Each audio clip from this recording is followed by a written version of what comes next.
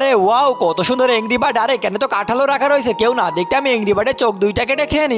Yummy লাগতেছে। এই তো এইবার এখানে একটু ফোম স্প্রে দিয়ে দিই। এই তো অনেক সুন্দর হচ্ছে। বা দুইটা নকল চোখ লাগিয়ে দেবো, তোমরা তো কাউকে বইলো না। এই তো গাইজ, আমি চুপি চুপি কেকের চোখ দুইটা খেয়ে আবার পালিয়ে যাই। এই তো বন্ধুরা, আমি স্পিন নিয়ে চলে এসেছি। স্পিনটা এখানে রেখে দিই। আরে কেকটা এমন লাগতেছে কেন, নিশ্চয়ই রাজু চুরি করে খেয়েছে। আরে রাজু কেকের চোখ খেয়েছে, আমি পুরো এংরি বার্ড কেকটাই কেটে খেয়ে নি। ইয়াম্মি লাগতেছে। এই তো এইবার একটু ঝাল পানিতে একটু ফোম স্প্রে একটা নকল স্টিকার লাগিয়ে দিই, তোমরা তো কাউকে বইলো না প্লিজ।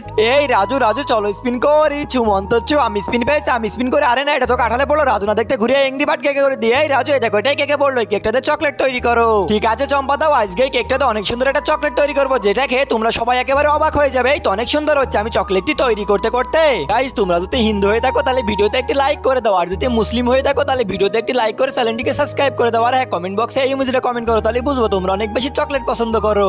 এই তো হয়ে গেছে। এই চম্পা, এই না তোমার কেক। এই রাজু তুমি একটু খেয়ে দেখো। ওকে ওরে